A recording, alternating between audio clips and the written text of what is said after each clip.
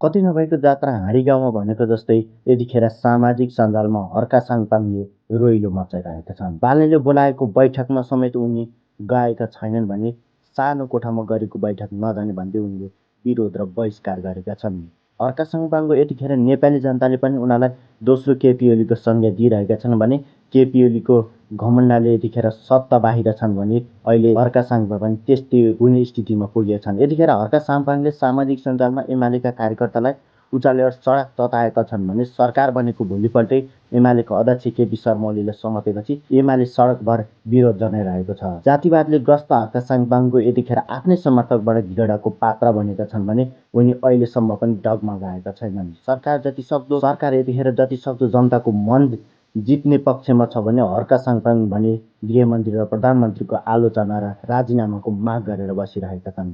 ज्ञानेन्द्र साईले समेत प्रधानमन्त्री बालेन शाहलाई भेटेर आउँदा हर्का साङपाङ भने उनी सामाजिक सञ्जालमै विरोध गरेर यतिखेर प्रतिशोध साधेको छ भनेर बसिरहेको अवस्था छ। सरकारले राम्रो काम गरिरहँदा पनि सरकारको पक्षमा नबोल्ने भन्दै नजिकको साथी र मानिएका ज्ञानेन्द्र साईले समेत हर्का साङपाङको साथ चटक्कै छोडिसकेका छन्। साँगुरो सोच भएका हर्का साङपाङ जेनजी आन्दोलनको बेला गृहमन्त्री बन्नुपर्छ भन्दै काठमाडौँ आएका थिए भने जेनजीले हर्का साङपाङलाई प्रधानमन्त्री नबनाएपछि र सुशीला कार्कीलाई प्रधानमन्त्रीको शपथ खाएपछि हर्का साङपाङ जेनजीसँग रिसाएका थिए। कुनै बेला जेनजीको बलियो साथी हर्का साङपाङ आज त्यही जेनजीलाई प्रतिशोधको भाव साँधेर बसिरहेको अवस्था छ। कुनै बेला जेनजीको मृत्युपछि हर्का साङपाङले आफू दुःखी भएको भन्दै आफैले कपाल समेत खुर्केका थिए। तर आज त्यही हर्का साङपाङ जेनजीको विरुद्धमा सडक र सदन तताइरहेको अवस्था छ। हर्का साङपाङ सामाजिक सञ्जालको दुरुपयोग गर्दै एमालेलाई यतिखेर उचालिरहेका छन् भने यस्तै अराजक देखेपछि एकजना महिलाले त उनीलाई मार्ने धम्की समेत सामाजिक सञ्जालबाटै दिएका छन् र आज पनि युवाहरूले उनीहरूको विरोध समर्थन गरिरहेछन् भने एक युवाले उनीहरूलाई धम्की दिएपछि उनी फेरि साइबर बिरो भएछन्। अहिलेसम्म हेर्ने हो भने हर्का साङपाङले दुईजनालाई त सिआइबीको कारबाहीमा उनीहरूले सिफारिस समेत गरिसकेको अवस्था छ। उक्त सिआइबीमा उजुरी परेको महिलाले उनीहरूको माग रहेको छ भने सामाजिक सञ्जालमा सरकार विरुद्ध लागेको र अनि एमालेलाई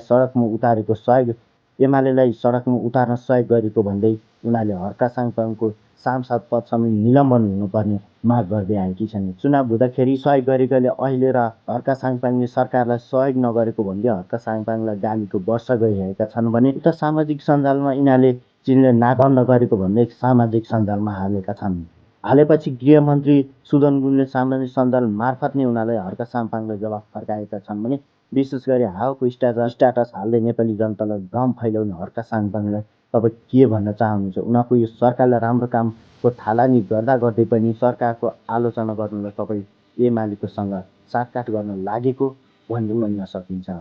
७७ जनाको हत्यापछि केपी शर्मा ओलीलाई किन नसमाएको भन्ने हर्का साङपाङ आज एकाएक एमालेको पक्षमा बोल्दा नेपाली जनता पनि अचम्मित बनेका छन्। दर्शकहरूलाई अनावश्यक रूपमा सडकमा आएर प्रहरीलाई दुःख दिने एमालेका समर्थकलाई प्रहरीले भन्न चाहनुहुन्छ कि कृपया आफ्नो भनाइ कमेन्ट बक्समा लेख्न र पढ्न पनि सक्नुहुन्छ र कृपया हाम्रो च्यानललाई अहिलेसम्म सब्सक्राइब गर्नुभएको छैन भने कृपया सब्सक्राइब गरेर हामीलाई एक लाइक पनि गर्न नबिर्सनुहोला।